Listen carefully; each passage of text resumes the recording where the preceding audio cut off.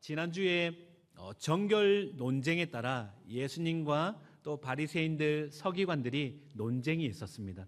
예수님께서 무엇이 진짜 참 정결인지 하나님의 말씀의 계명을 버리고 외식하는 그 영혼들을 향해 책망하셨습니다. 이어서 이제 우리 주님께서 그 원래 갈릴리 지역의 사역 장소를 이동하십니다. 그리고 이번에 굉장히 특이한 장소로 이동하십니다. 우리 24절을 한번 보도록 하겠습니다. 예수께서 일어나사 지난주 게네사렛 그 장소에서 이제 떠나시는 겁니다. 어디로 가시냐면 두로 지방으로 가서 한 집에 들어가. 누구 집인지는 잘 모르겠습니다. 두로에 있는 한 집에 예수님이 가기로 결정하신 겁니다. 오늘 말씀은 병행 본문인 마태복음과 함께 살펴보려고 합니다. 예수님께서 두로 지방으로 가시는데 왜 이게 특이하냐면 그동안은 이제 유대 지역, 이스라엘 지역을 계속 사역하셨는데 처음으로 우리 예수님께서 이제 이스라엘 경계를 넘어 어디로 가셨다고요? 두로 이방 땅 해외여행을 가신 겁니다. 해외로. 그래서 두로의 한 집으로 이제 들어가시는데 들어가신 이유가 몰래 조용히 가신 겁니다. 학자들은 아마 예수님께서 그동안에 굉장히 바쁘게 움직이셨던 그 사역 가운데서 또 바리새인들이 끊임없이 공격하는 가운데 제자들과 함께 유대 땅을 떠나서 두로 집에 조금 쉼을 취하기 위해 가셨다 이렇게 추측합니다. 아마 맞는 것 같습니다. 그렇게 이제 두로 집에 조용히 들어갔지만 여러분 이런 속담 아시죠? 향기 나는 나무는 숨길 수 있습니까? 없습니까? 향나무는 숨길 수 없습니다. 반드시 드러나게 되어 있습니다. 우리 예수님이 그랬습니다. 조용히 들어오셨지만 숨어 지낼 수가 없습니다. 소문이 이미 두로 지방에 쫙 난 것이죠. 소문이 나자마자 불이 났게 한 여인이 예수님을 찾아옵니다. 두로의 집에 이방 여인이 찾아온 것이죠. 마가는 이 여인이 어떤 여인인지를 매우 상세히 기록하고 있습니다. 25절, 26절을 한번 보십시오. 여인이 예수님을 찾아온 이유가 25절에 나와 있습니다. 이에 더러운 귀신 들린 어린 딸을 둔 한 여자가 예수의 소문을 듣고 곧 와서 그 발 아래 엎드리거늘. 이 여자가 누구냐? 헬라인이요 수로보닉의 족속이라. 여러분 여인은 어떤 여인입니까? 헬라인이요 수로보닉의 여인이라고 합니다. 수로보닉에는 시리아와 페니키아의 합성어입니다. 시리아에 속한 페니키아 여인이란 뜻입니다. 그녀가 예수님을 찾아온 이유가 무엇입니까? 내 딸이 귀신 들렸다는 겁니다. 더러운 귀신에 들려서 그 절박함으로 예수님을 찾아온 것입니다. 왜 찾아왔습니까? 예수님 제발 내 딸 좀 살려주십시오. 예수님 제발 내 딸 좀 살려달라는 겁니다. 이미 유대 갈릴리 지역 사역하시면서 귀신 들린 자 치유하시고 병든 자 치유하시고 그 소문을 두로까지 들은 겁니다. 여러분 마가복음의 15장에 보면 이 여인의 예수님을 향한 간절한 마음이 잘 드러나 있습니다. 집에 들어가서 그냥 살려주십시오 이 정도가 아닙니다. 큰 소리로 부르짖습니다. 그냥 주변 눈치 보지 않습니다. 예수님 제발 내 딸 좀 살려주십시오. 예수님 아니면 안 됩니다. 그런데 여러분 부모가 약해질 때가 자녀가 아플 때 아닙니까? 자녀에게 어려움이 있을 때 부모 마음이 철렁하지 않습니까? 여인이 딱 그랬습니다. 절박한 심정으로 이렇게 찾아왔으니 어떻습니까? 우리 주님이 어떻게 하셔야 됩니까? 이 절박한 가운데 지나온 그 과정을 보면 우리 주님께서 한 번도 영혼을 외면한 적이 없습니다. 그러니 이 여인의 외침 아래 우리 주님께서 내가 고쳐줄게. 걱정하지 마. 무서워하지 마. 이게 우리의 당연한 생각 같습니다. 그런데 여러분 오늘 본문에서는 여인의 그 절박한 외침 아래 이전에 볼 수 없었던 낯선 예수님의 모습을 발견하게 됩니다. 마태복음 15장 23절을 한번 보십시오. 예수님이 이렇게 하십니다.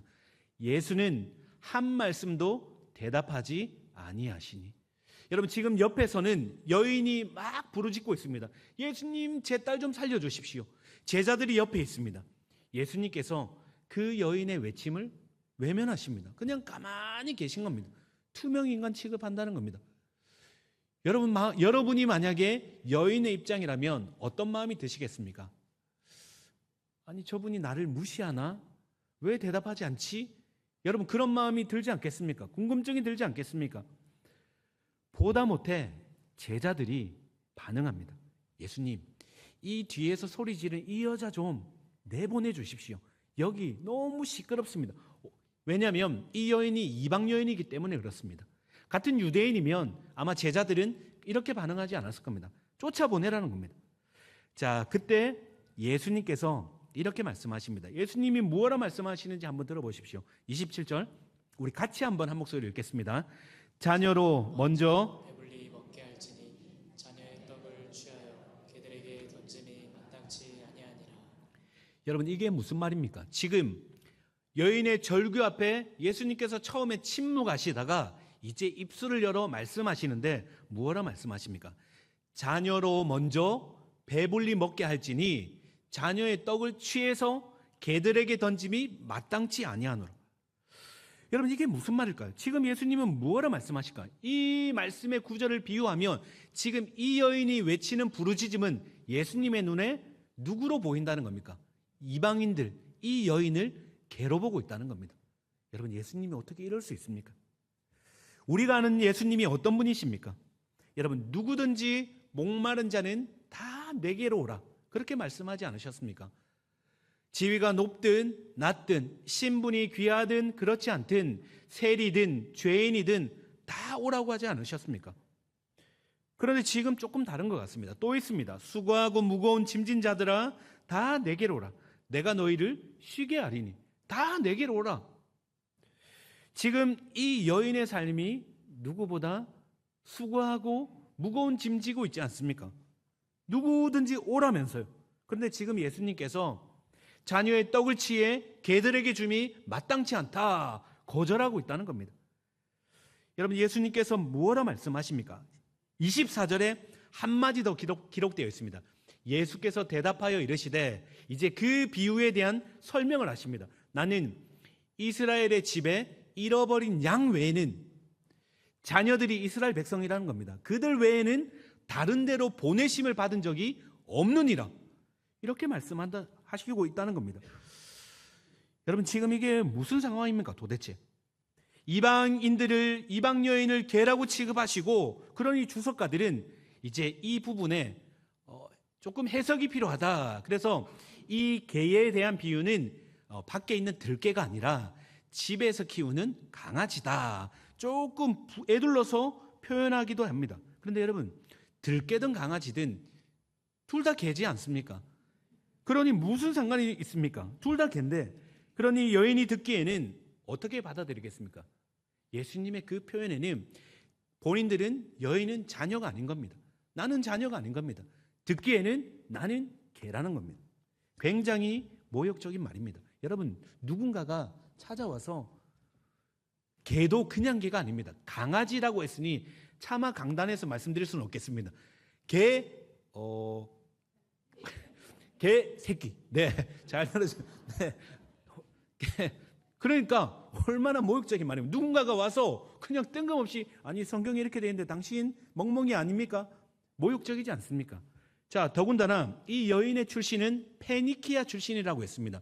여러분 우리의 고정관념에 이방 여인이라고 하면 고정관념이 딱 있습니다. 사마리아 여인처럼 굉장히 뭐랄까 좀 가난하고 약하고 연약하고 뭐 그렇게 편견을 가질 수가 있습니다. 그런데 페니키아인이라는 말은 당시의 문화나 경제력이 유대 땅보다 훨씬 뛰어났습니다. 이 여인은 학자들의 일반적인 견해는 상류층 여인이었을 것이다, 이렇게 이구동성으로 말합니다.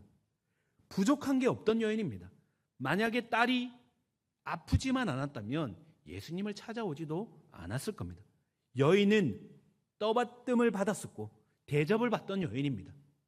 하인들이 많았을 겁니다. 그런데 지금 예수님께서 30대 초반의 청년이 자신을 보며 자녀의 떡 취해서 개들에게 안 줘, 마땅치 않아, 자신을 개로 여긴다는 말입니다.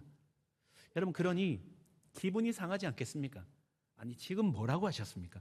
아니 계란이요, 소문난 잔치에 확실히 먹을 거 없다더니 완전 사짜 아니야. 아 기분 나빠. 그리고 가야 되는 게 맞지 않습니까? 여러분이 만약에 그 현장에 있다면, 이런 이야기를 들었다면 어떻게 반응하시겠습니까? 우리는 오늘 말씀에서 이 여인이 어떻게 반응했는지를 우리가 주목하셔야 됩니다. 예수님의 언뜻 듣기에는 모욕적인 발언 앞에 이 여인은 28절에 이렇게 대답합니다. 여자가 대답하여 이르되 주여 올소이다마는 상아의 개들도 아이들이 먹던 부스러기를 먹나이다. 여러분, 무엇라 고백하고 있습니까? 예수님의 말씀을 그대로 인정합니다. 맞습니다, 예수님. 당신이 말씀하신 대로 옳습니다, 주님. 여러분, 지금 예수님의 말씀과 이 여인의 생각, 또 이 여인의 소원이 충돌이 일어나고 있습니다. 주님이 우리에게 끊임없이 말씀하실 때 내 이성으로, 내 판단으로, 내 경험으로 맞지 않을 때 여러분, 우리는 어떻게 반응하십니까? 그 예수님의 뜻을 꺾고 내 생각을 관철시키려 할 때가 너무 많지 않습니까? 판단해서 봐봐라, 예수님 안 도와주시잖아. 예수님 어디 계셔? 심지어는 불신의 자리까지 떠난다는 겁니다. 그런데 여인은 어떻게 합니까? 소문을 듣고 왔지만 여인은 예수님께서 말씀하시는 그 가운데 자신의 이성과 생각에 다를지라도, 언뜻 보면 모욕적인 말로 느껴질지라도 여인은 이렇게 고백합니다. 예, 맞습니다, 주님. 주님의 말씀이 옳습니다. 저는 개와 같습니다. 똑같습니다. 그런데 한 가지 기억해 주십시오. 주인의 상에 떨어지는 부스러기를 개들도 먹지 않습니까? 여러분, 이 개가 주인의 상에 있는 떡은 먹지 못하지만 떨어지는 부스러기는 개들도 먹는다는 겁니다. 이 말이 무슨 말인지 여러분, 당시의 식탁의 배경을 우리가 조금 살펴볼 필요가 있습니다. 이제 당시에 식사를 하면 젓가락이나 숟가락이 없습니다. 그러면 무엇으로 먹습니까? 손으로 먹습니다. 그러니 떡을 먹으면, 빵을 먹으면 이제 빵을 떼서 소스에 찍어 먹고 양념에 찍어 먹는데, 손에 기름진 음식을 먹다 보니 손에 다 묻습니다. 굉장히 지저분해집니다. 여러분, 그때 물수건이 없다 보니 부스러기 빵 조각을 떼서 손을 이렇게 비빕니다. 그러면 여기에 오물이 다 묻게 됩니다. 이거는 먹을 수 있을까요, 없을까요? 못 먹습니다. 아까워도 버려야 됩니다. 그러면 이걸 어떻게 하냐면 바닥에 있는 개들에게 던집니다. 그러면 이 부스러기를 개들이 먹는다는 뜻입니다. 여인이 지금 이 얘기를 하고 있다는 겁니다. 여러분, 나는 주인의 상에 있는 그 떡을 먹을 자격이 안 됩니다. 맞습니다. 저는 그럴 자격이 없습니다. 그런데 개도 주인의 상에서 떨어지는 부스러기 먹지 않습니까? 저와 제 딸에게 이 부스러기 같은 은혜를 좀 허락해 주십시오. 이 고백을 주님 앞에 드리고 있다는 겁니다. 여러분, 여인이 어떻게 이렇게 반응할 수 있을까요? 여인이 어떻게 자존심을 꺾고 누군가 한마디만 해도, 여러분, 우린 그러지 않습니까? 누가 옆에서 한마디만 건드려도 상처받고 분노하고 또 막 참지 못하지 않습니까? 그런데 여인은 어떻게 이렇게 반응할 수 있을까요? 이유가 있습니다. 처음에 여인은 두로에 예수님이 오셨다는 그 소문을 들었습니다. 그런데 소문만 듣고 온 게 아닙니다. 여러분, 여인은 예수님의 소문만 듣고 온 게 아닙니다. 여인은 예수님이 어떤 분인지를 분명히 알았습니다. 마태복음 15장 22절에 힌트가 있습니다. 무엇라 고백하고 있습니까? 이 가난한 여자 하나가 그 지경에 나와서 소리질러 이르되, 예수님을 향해 무엇라 소리 지르고 있습니까? 다윗의 자손이요, 다윗의 자손이요, 나를 좀 불쌍히 여겨 주십시오. 여러분, 우리에게 이 다윗의 자손은 그냥 지나갈 수 있습니다. 하지만 이 당시 유대인들에게는 이 단어는 그냥 지나갈 수 없는 단어입니다. 다윗의 자손이란 이 말에는, 여러분, 이스라엘 백성들은 자신들의 삶을 구원해 줄 메시아 대망사상이 있었습니다. 메시아가 오되 반드시 다윗의 자손으로 올 것이다. 구약에 예언된 그 다윗의 자손으로 메시아가 올 것이다. 그래서 여러분, 다윗의 후손이란 말은 아무에게나 붙일 수 없습니다. 메시아라는 뜻이라는 거죠. 그런데 여러분, 이 여인이, 그것도 이방 여인이 예수님을 무엇라 말하고 있습니까? 다윗의 자손이요, 다윗의 자손이요. 그 앞에 주 다윗의 자손이요. 여러분, 소문으로 들어서 아는 게 아닙니다. 여인은 이미 그 심중 안에 예수 그리스도가 어떤 분이고 그분에 대한 믿음이 있었다는 말입니다. 그래서 여러분, 듣자마자 쏜살같이 달려와서 주님 앞에 철석 꿇어앉고, 주 다윗의 자손이요, 구원자 예수 그리스도요, 메시아 예수 그리스도요, 당신 외에는 내 딸 그리고 나, 우리 가정 구원은 없습니다. 그래서 여러분, 주님 앞에 무릎 꿇고 있더라는 겁니다. 여러분, 이런 상황 가운데서 여러분, 예수님께서 무엇라 말씀하실까요? 지금 예수님께서 하시는 이 모든 상황은 여러분 사실은 거절이 아니었습니다. 여인은 예수님이 하신 말씀 가운데서 무언가를 발견했습니다. 27절을 한 번 더 보겠습니다. 27절에 보면 이런 말씀이 있습니다. 자녀로 먼저 배불리 먹게 할지니. 여러분, 여인은 먼저를 깨달은 겁니다. 무슨 말이죠? 우선순위라는 말입니다.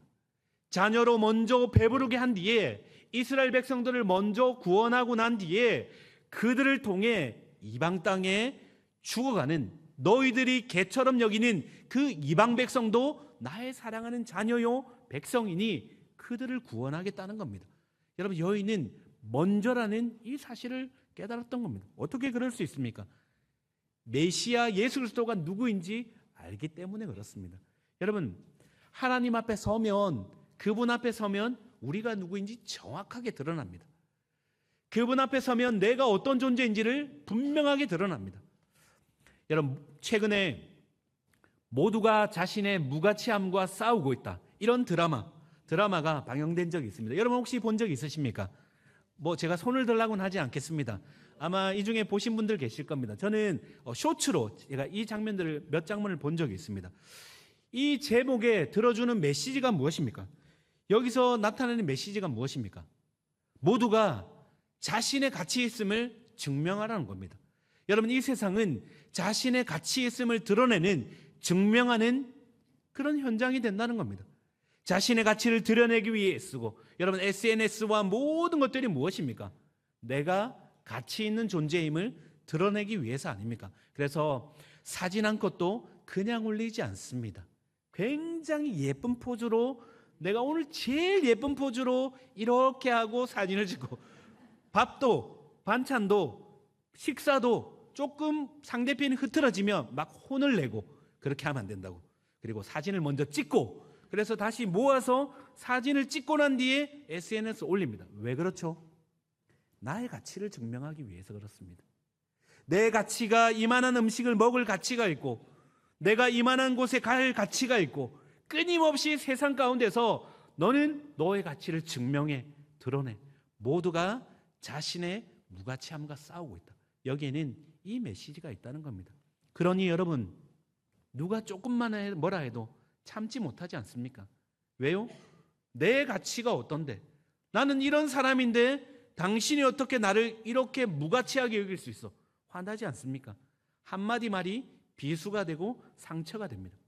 잠을 못 잡니다. 여러분, 그런데 오늘 본문에서 이 여인은 예수님 앞에서 어떻게 반응하고 있습니까? 오히려 자신의 무가치함을 그대로 드러내고 있습니다.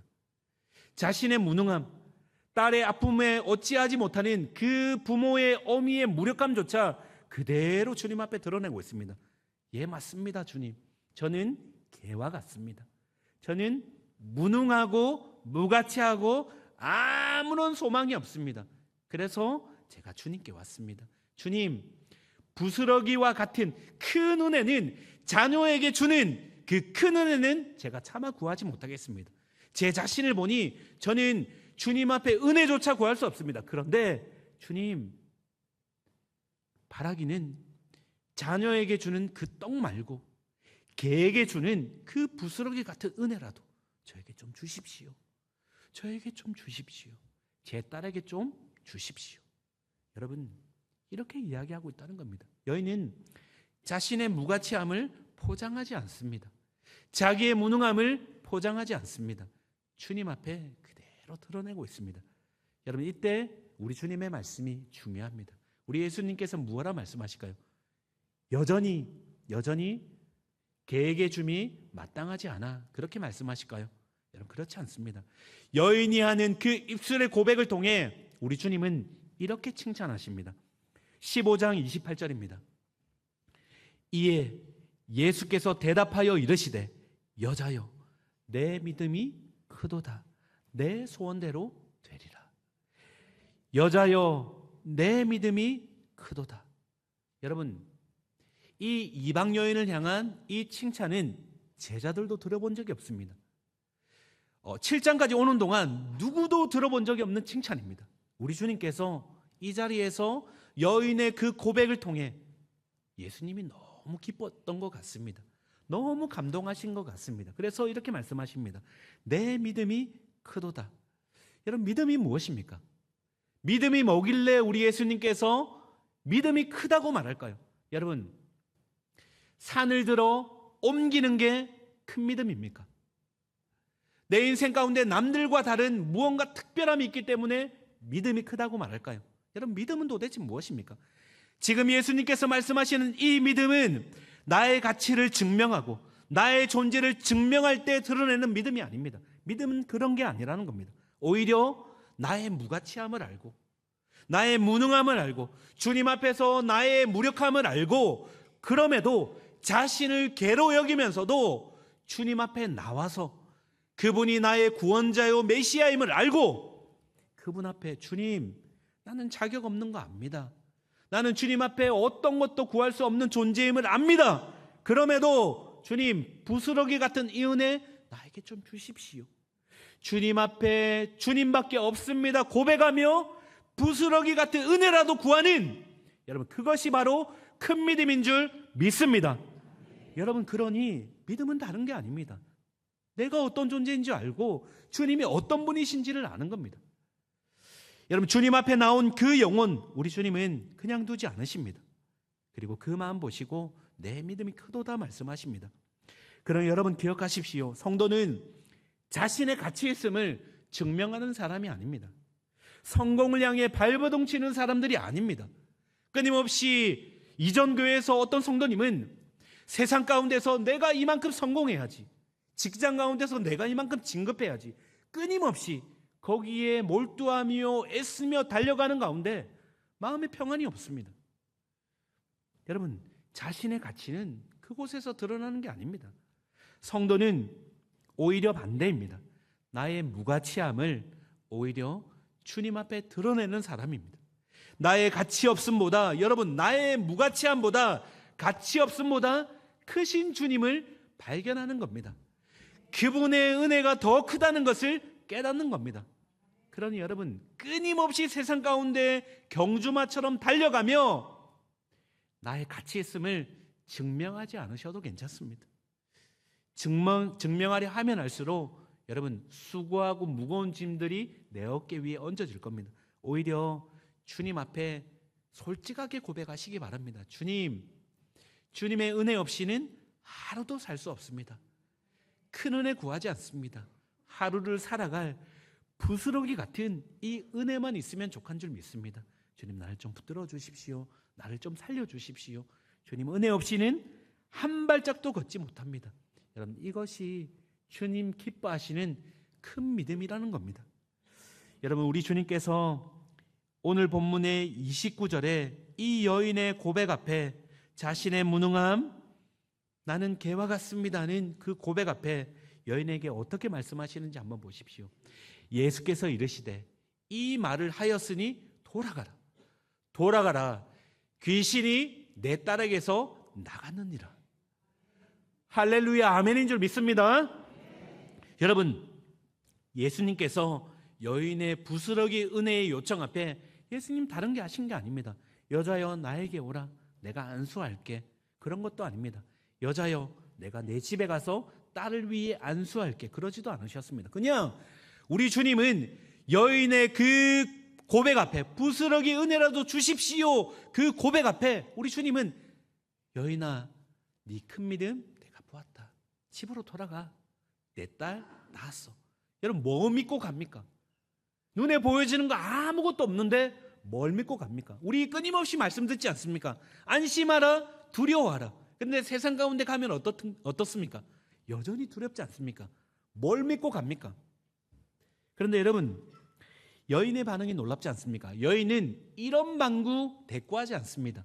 그냥 주님의 말씀이 옳습니다. 그대로. 여러분, 주님 제 딸이 나을까요? 걱정하지도 않습니다. 그냥 돌아서서 집으로 갑니다. 집에 가서 두근거리지 않을까요? 여러분, 어떤 마음일까요? 그 더러운 귀신이, 여러분, 귀신은 인격입니다. 한 번 잡으면 빠져나가지를 못합니다. 그 인생 완전히 묶어 놓습니다. 그 가족을 초토화시킵니다. 제가 아는 한 집사님의 가정이 그랬습니다. 영적으로 그 딸이, 자녀가 예배만 나오면 예배를 견디지 못하는 겁니다. 말씀을 들으면 온몸을 떠는 겁니다. 기도를 못하는 겁니다. 여러분, 이 가정은 초토화가 됐습니다. 부모는 이 자녀를 돌보는데 자신의 모든 시간을 투자했습니다. 언제 나을지도 몰랐습니다. 여러분, 이 여인도 똑같았다는 말입니다. 집으로 돌아오는 가운데서 여러분 어떤 마음이 들었을까요? 두로 자신의 집으로 돌아오는 가운데 주님은 만났고, 주님은 가라, 네 딸이 나았다. 문을 열고 들어서서 딸의 방으로 들어서는 순간 여러분 어떤 일이 벌어졌습니까? 딸에게 있던, 그렇게 딸을 괴롭혔던 그 귀신이 떠나가고, 이전에 볼 수 없었던 평안히 누워있는 그 딸을 봤을 때의 그 여인의 마음. 여러분, 여인은 그 순간, 여러분 성경에 기록되어 있지 않지만 여인은 그 순간 예수님 앞에 했던 그대로 그 자리에서 무릎 꿇고 주님을 예배한 줄 믿습니다. 여러분, 처음부터 끝까지 여인은 예수님을 향한 일관된 믿음이 있었습니다. 여러분, 오늘 이 본문을 통해 복음이 무엇인지를 우리에게 보여주고 있습니다. 자격 없음에도 여러분 자신의 무능, 무가치함을 그대로 들고 주님 앞에 나가는 가운데 우리 주님께서 은혜를 부어주십니다. 여인은 부스러기 은혜라도 주십시오 했지만 우리 주님께서는 십자가에서 당신의 생명 전부를 주신 줄 믿습니다. 여러분, 우리가 언제 주님을 만납니까? 우리가 언제 주님의 은혜를 체험합니까?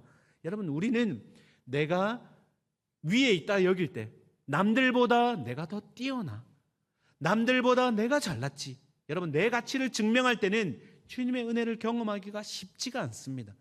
여러분, 오히려 사람을 판단하며 정죄하며 나의 전통을 가지고 자로 재는 경우가 너무 많습니다. 그때는 은혜가 없습니다. 그런데 여러분, 은혜는 위에서 아래로 흐르게 되어 있습니다.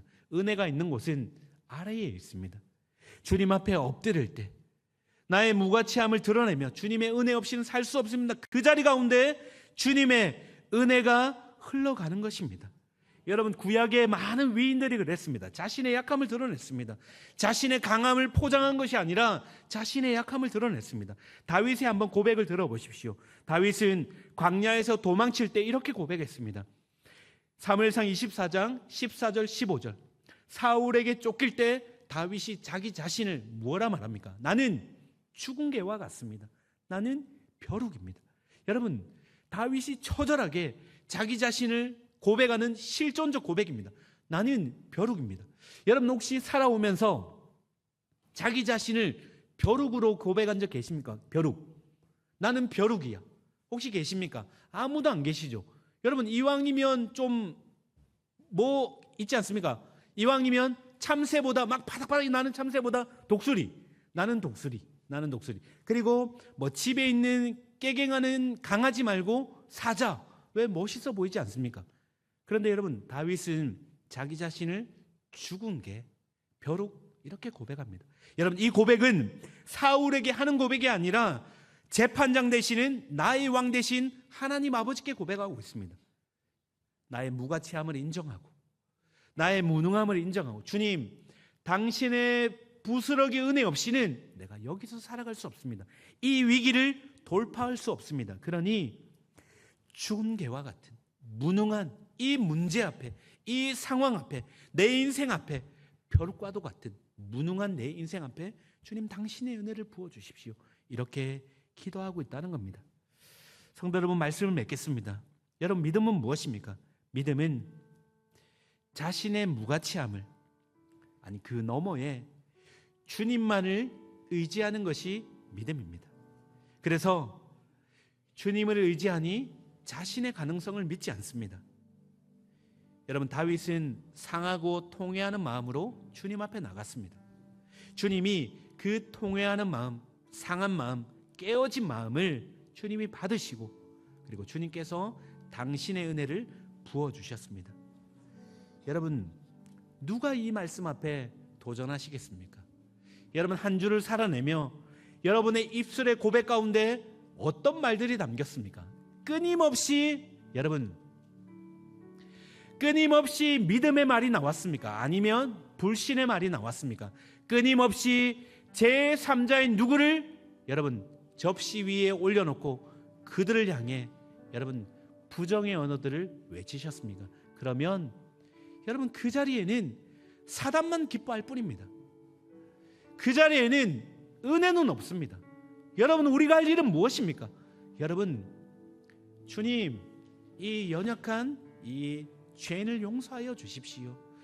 주님의 부스러기 은혜 없이는 주님 살아갈 수가 없습니다. 이 하루하루 가운데 내 입술 가운데 이 여인이 고백했던 것처럼 믿음의 언어로, 주님을 향한 고백으로, 주님 무엇을 하든 주님 살아계십니다. 주님 내 삶 붙들고 있습니다. 그렇게 나가지 않으시겠습니까? 부스러기 같은 은혜라도 당신의 옷자락 한 자락만 만져도 주님께서 은혜를 부어주실 줄 믿습니다. 그렇게 한 주를 살아가는 가운데 여러분의 인생 가운데 저는 확신합니다. 여러분의 인생 가운데 부스러기 같은 은혜가 아니라 당신의 생명 전부를 주시면서 우리를 사랑해 주시고 당신의 긍휼하심을 부어주실 줄 믿습니다. 주님이 우리의 상한 마음 아십니다. 우리의 약함도 아십니다. 이제는 우리 주 예수 그리스도의 은혜와 하나님 아버지의 크신 사랑과 성령의 교통교제 충만하심이 오직 주님밖에 없습니다. 그렇게 고백하며 주님의 은혜를 구하는 그 인생 위에 길을 여시고 축복하시며 하나님 나라 위에 귀하게 쓰임받는 그렇게 살아가길 소원하는 이 자리에 있는 모든 이들의 머리 위에 이제로부터 영원토록 함께 있을지어다.